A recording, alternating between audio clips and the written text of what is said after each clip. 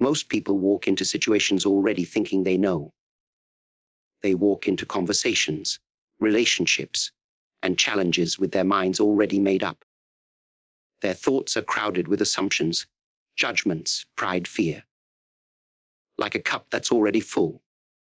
There's no space left to take in anything new. And that's where the problem begins. You cannot grow if you refuse to make room for growth. You cannot see the truth if your vision is blocked by what you think you already know.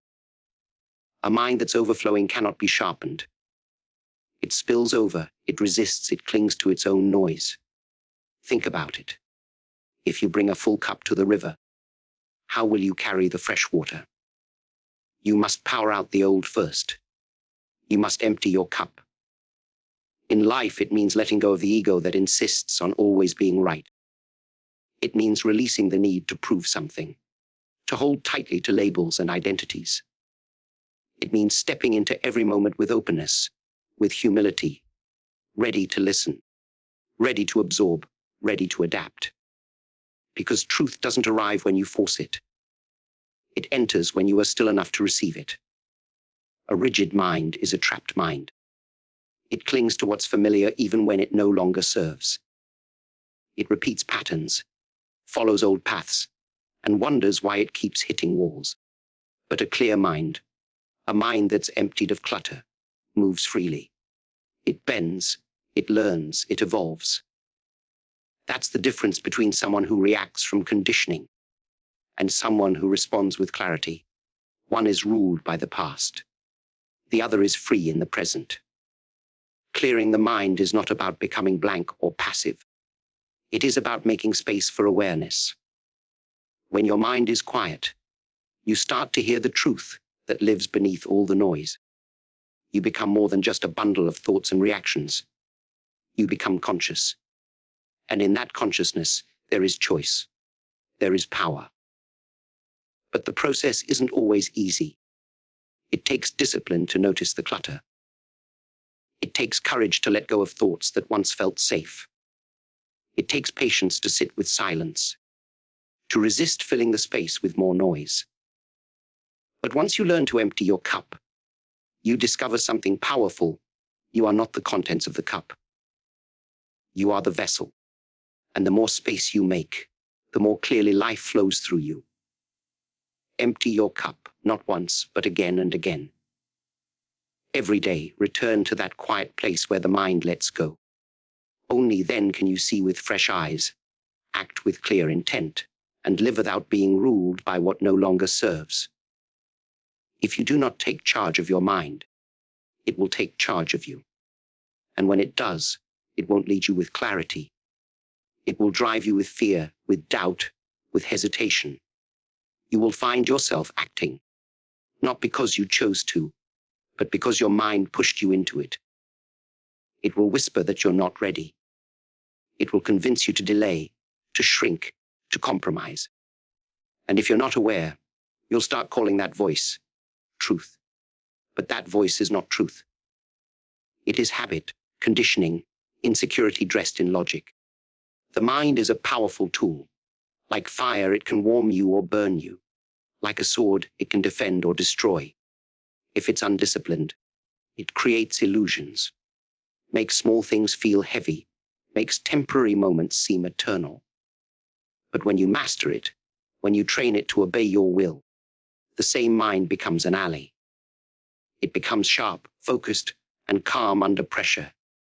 You no longer get pulled in every direction by emotions or impulses. You remain rooted. Most people never take the time to understand this relationship. They feed the mind constantly but never question its content. They believe every fear, follow every impulse, and assume every thought is theirs. But not every thought belongs to you. Some were planted long ago by someone else's voice, by pain, by failure, by criticism. You must become the one who decides what stays and what goes. Otherwise, the mind becomes the master, and you its servant.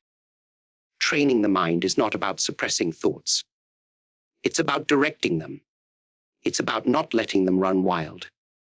When anger rises, observe it, Don't react to it. When fear creeps in, face it, don't flee from it. And when doubt whispers, question it, don't kneel before it. You begin to understand that you can feel something and still act against it. That you can hear a thought and still choose not to follow it. That is freedom. Every warrior must know his weapon. And your greatest weapon is your mind. But no weapon is useful if it's always slipping from your hands, if it turns on you when pressure comes. You must take hold of it. You must learn to use it with intention, not let it use you blindly.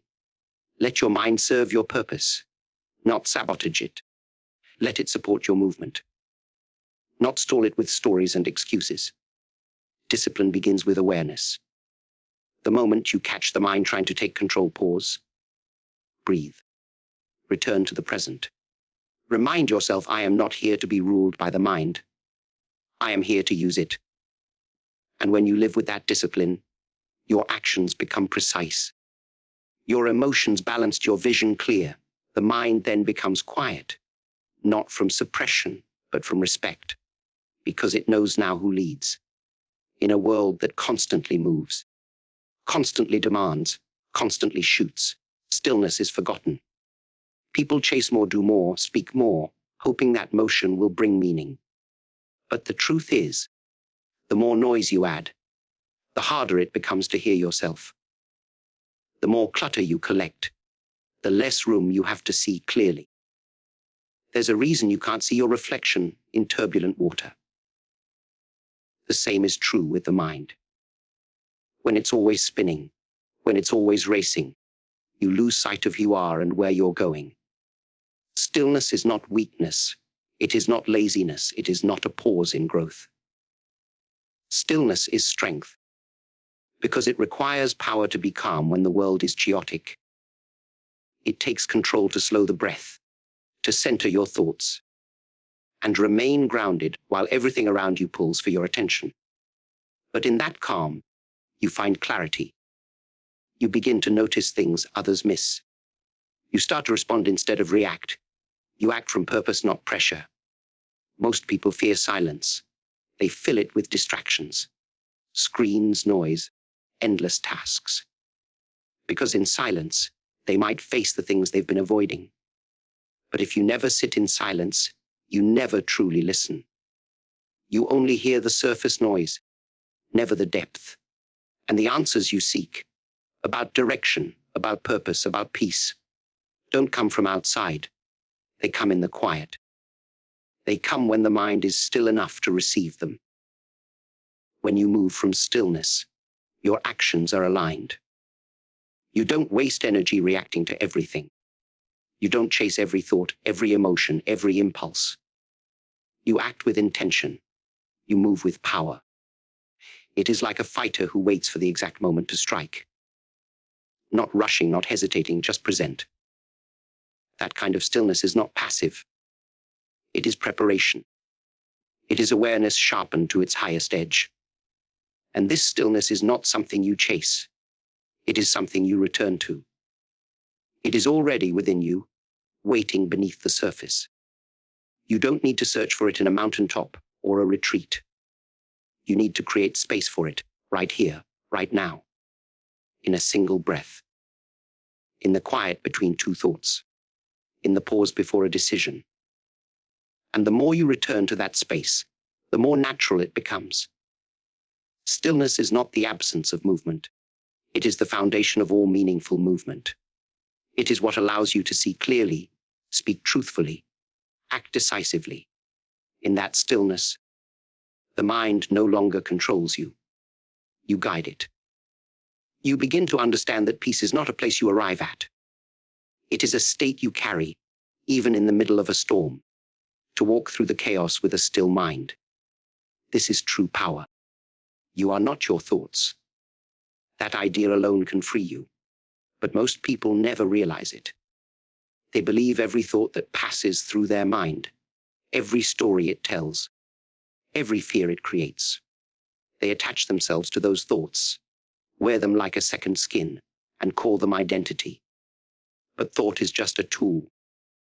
It was never meant to define you. It was meant to serve you. Look closely and you'll see that thoughts come and go like clouds drifting across the sky. One moment you feel confident. The next moment doubt creeps in. One minute you're inspired, and the next you question everything. If you are your thoughts, then who are you when they change? Who are you when they contradict each other? The truth is, you are the awareness behind them, the observer, the one who sees. And when you understand this, you stop clinging to every idea that enters your mind. The mind loves to build stories.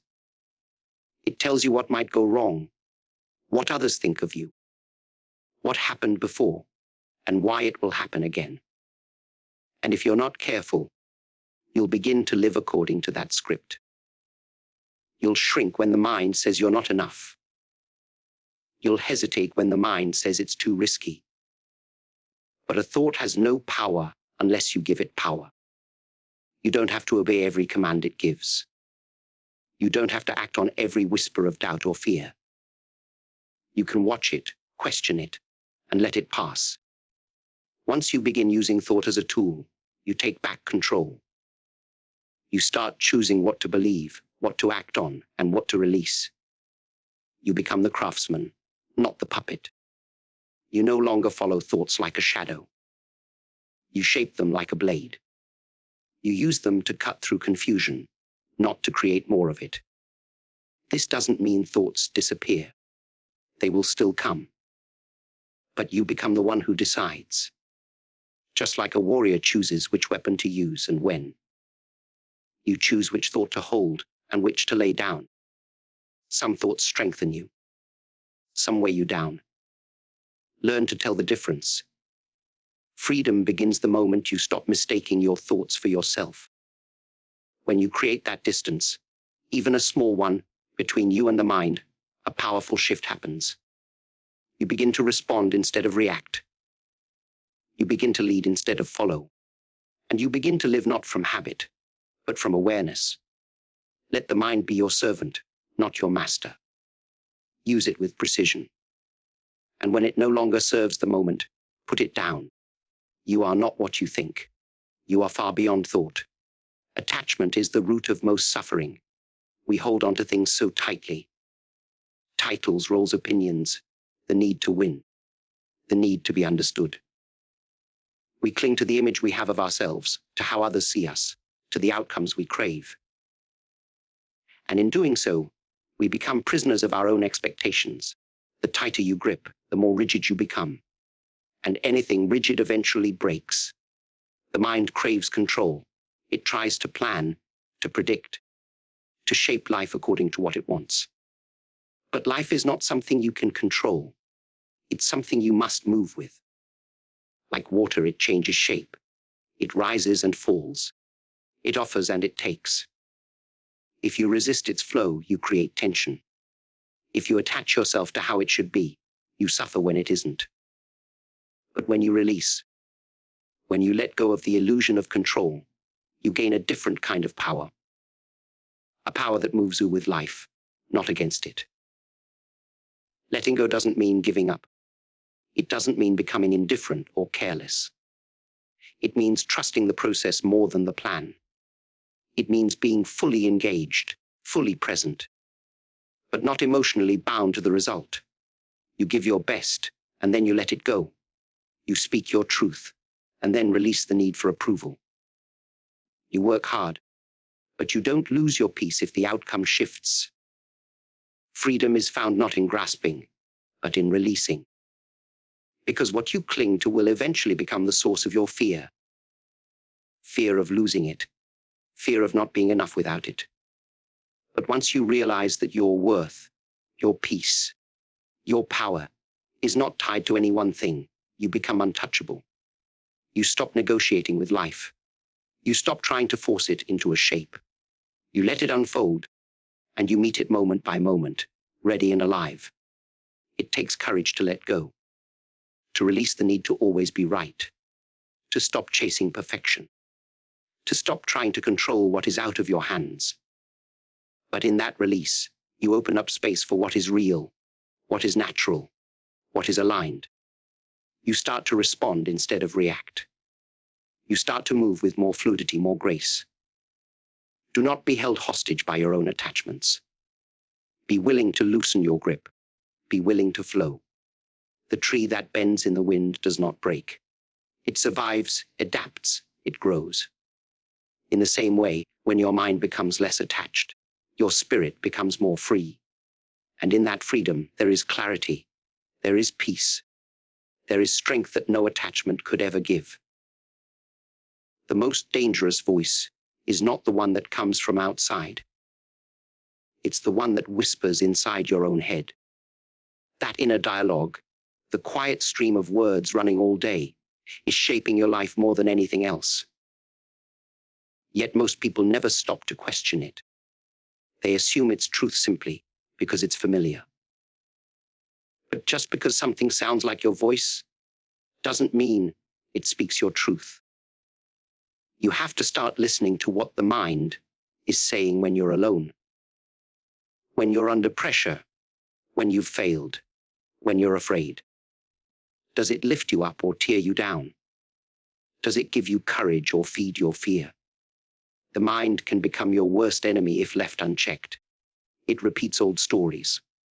Stories that came from criticism, comparison, rejection. Stories that were never yours to carry. But you made them part of your identity simply because they were repeated enough. That's where awareness comes in. The moment you begin to watch your inner dialogue, you shift from being a passive receiver to an active observer. You stop being controlled by the voice, and you start questioning it. When the mind says, "You're not good enough," you don't have to believe it. You ask, "Who says that? Is it true? What is it based on?" That simple pause, asking instead of obeying, gives you your power back. You are not the voice in your head. You are the one who hears it.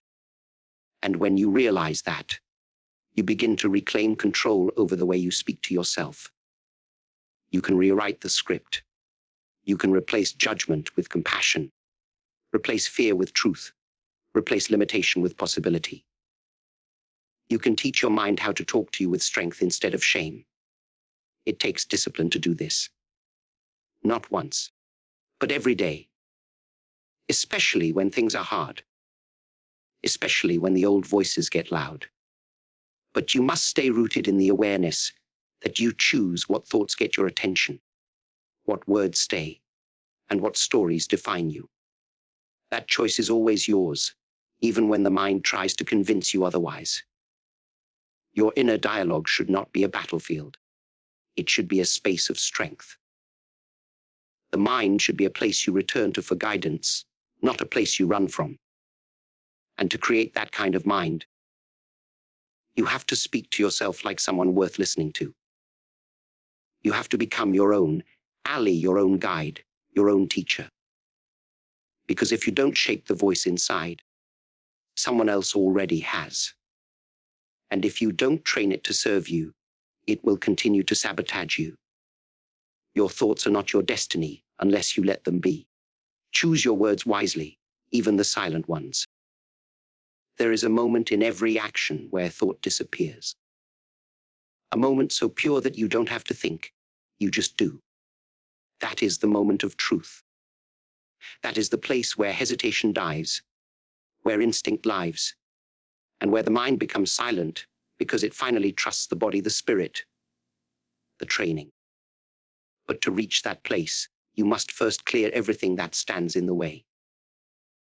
Every doubt, every unnecessary calculation, every attachment to how things should be.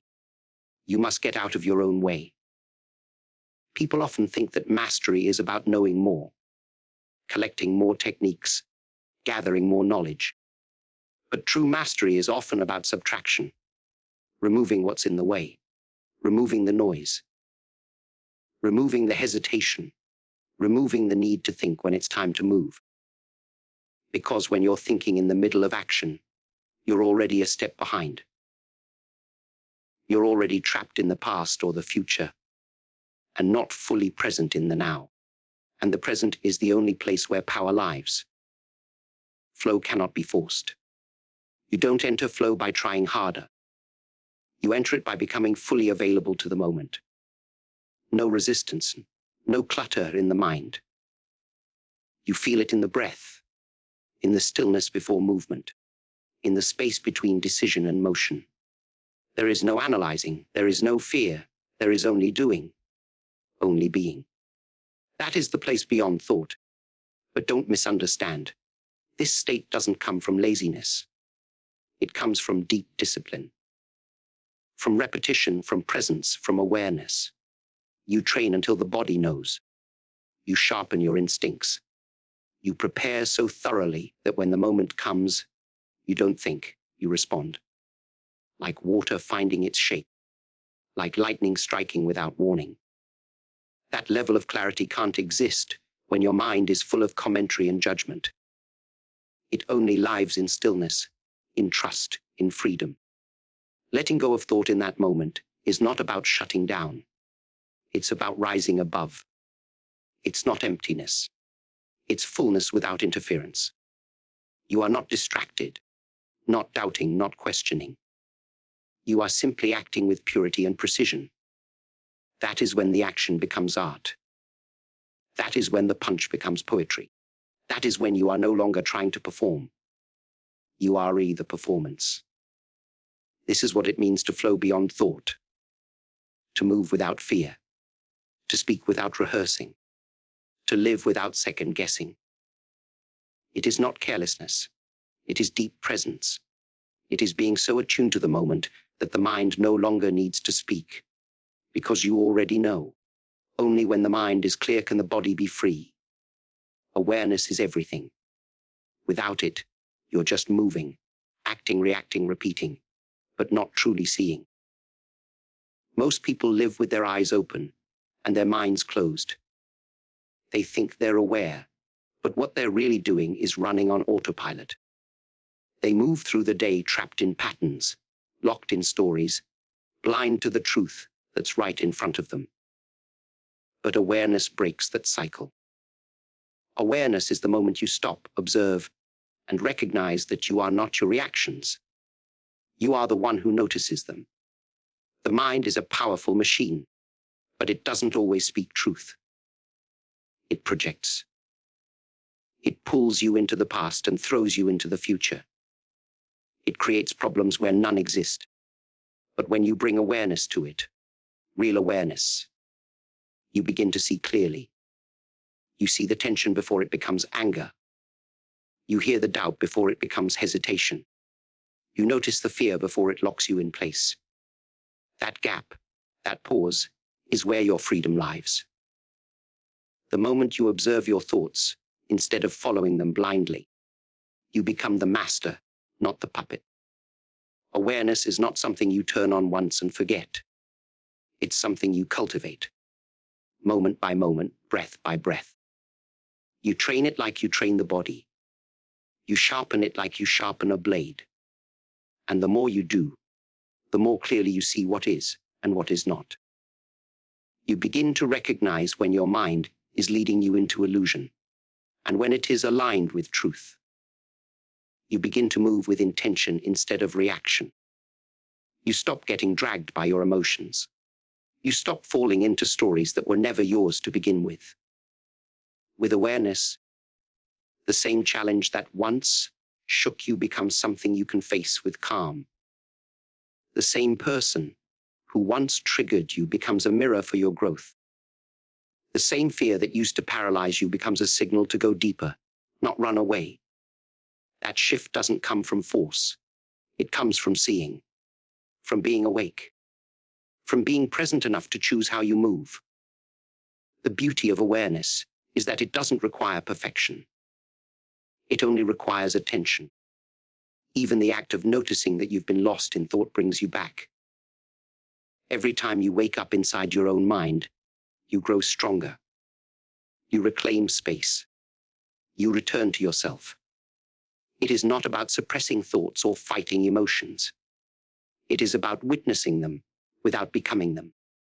That is how you create space between what happens and how you respond. And in that space, there is clarity. In that clarity, there is power. And with that power, you become unshakable. Not because nothing touches you, but because everything passes through you without owning you.